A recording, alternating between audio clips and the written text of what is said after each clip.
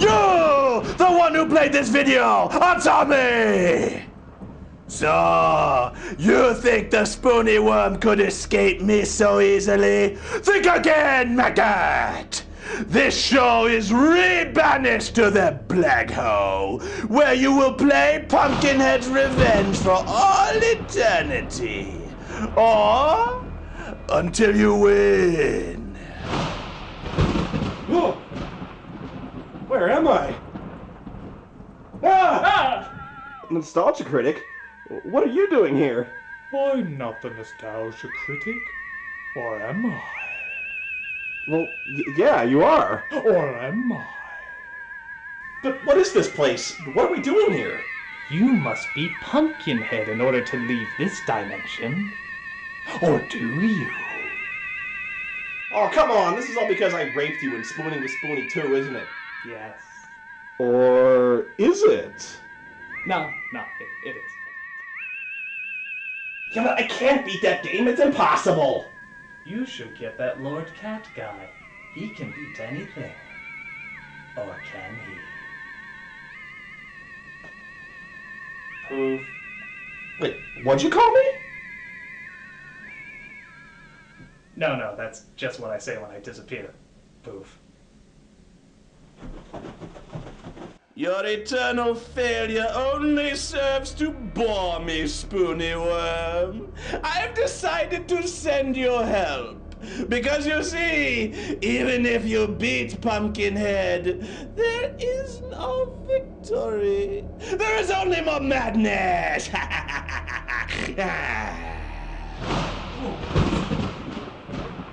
This is not my beautiful house, and you're not my beautiful wife. Spoony, what's going on? Well, I really need your help getting through Bloodwings' Pumpkinhead's Revenge, and since you're the Until We Win guy, I really need your help getting through this thing. You know, assuming there's no strawberries involved, please. Silence, maggot! You will help the Spoony Worm finish this game, or you will spend the rest of your lives in the black hole. Well, if this is the black hole, it's not too bad. Not that bad at all. It's comfortable, nice bed. It's actually got kind of a pastelish, pastoral theme. Would you shut up and beat the game already, maggots? Amateurs. So, Pumpkinhead? This is the game we have to beat. Good God Almighty. Oh, believe me, there is no God. There is only Pumpkinhead, and he will be the death of us. Unless you can beat it. You're the only one who possibly can. Come on, man, you beat Bayou Billy. You've got to help me. Bayou Billy had a stick. You have jack shit in Pumpkinhead. I guess we start at level 1 then. Right, well, there are 3 key elements of this level. The videos, the chests, and the monsters. The game's like a hybrid between an FMV, an adventure game, and an FPS. It's just not a very good hybrid. The first part of the level is easy, and I think you already covered that one, Spoondog. Spooned what? Never mind. Yeah, you collect the Tantanic crystals in the underworld by jumping into the vortex left behind by the Stay Puft Marshmallow Man's retarded stepchildren. You use the crystals to get in the movies and collect items from the movies by clicking around. But then some unseen spectral children keep accusing me of theft for doing exactly what the instructions told me to do.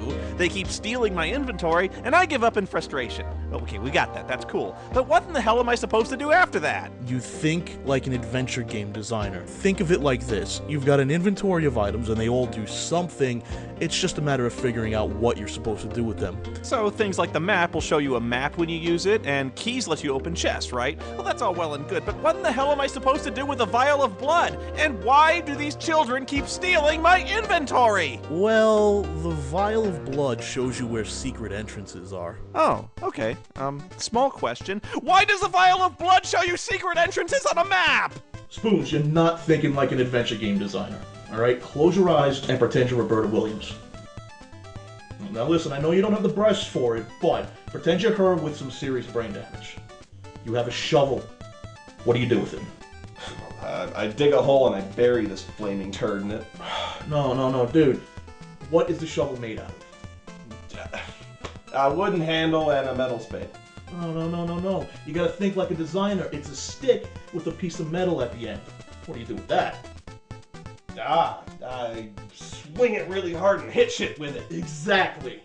All right, look, we're not getting anywhere doing this. So this is like an adventure game, right? Those games are based around the items you have, so what other items are in this festering pile of slug vomit? Well, there's a candle and flashlight, and you use those to light dark paths. And the Hunter's License lets you see enemies on the map, and that comes in pretty handy later on. Oh, I get it now, so the watch stops time. Yeah, they're kind of ripping off Castlevania there. And the fire extinguisher puts out fires. Not exactly. Oh, so you use it to bash monsters in the head. No, actually, you use it to recover health. Wait, what? Yeah. You use a fire extinguisher in the zone of nothingness. It's covered in lava, so you gotta freeze it to walk over the lava. You gotta freeze the lava, which fills the zone of nothingness, the void of nothingness. Wait. Okay, so the fire extinguisher freezes somehow the sea of superheated magma, so you can walk over it, shoot the bouncing globes that restore your health, and this makes no sense. It makes less sense than fucking Blitzball, man. But at least Blitzball was integral to the plot. Well, moving on. Anyway, you're also gonna need a mirror and a newspaper to beat this level. And then there's the Voodoo Doll, a vile, horrible piece of equipment that you absolutely must get in the first level, otherwise you can't complete the game. And oh, by the way, you don't need the voodoo doll just yet. You need it for the second level. There's some backwards thinking going on here that I just cannot wrap my brain around. Spoony, you might not be able to wrap your brain around it, but you really don't have to. This game's so stupid that there's no reason to be thinking about it. I mean, basically all you have to do is run around the stage, jump into portals, collect items, and then use them in various ways. Now, since the game places portals in random locations, I can't exactly hold your hand and walk you through everything. Needless to say, you're gonna need to explore every portal and grab every item you can, save for 3. The TV, the radio, and the empty box. Take any one of those items and the demon children will taunt you and eventually remove your inventory. Wait, so the game took away my inventory because I stole an empty cardboard box. Exactly. I quit.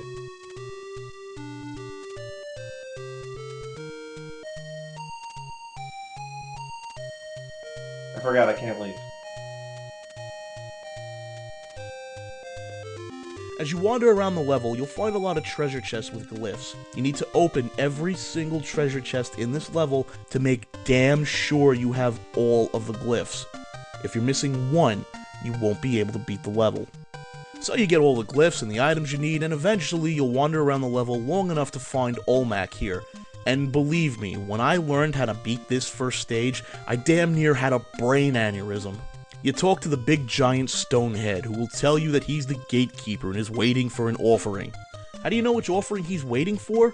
Well, you equip the mirror, and then look in the mirror that's already in the room. It'll show you the reflection of the glyph you need to select. Place that glyph down, and if it's the right one, the gatekeeper will say, "Follow me to the Hall of Memories," or some bullshit like that. This is where the game is downright sadistic. Throughout the entire first level, you were actually supposed to pay careful attention to those FMVs, because the gatekeeper here will actually ask you trivia questions related to the vignettes you just saw.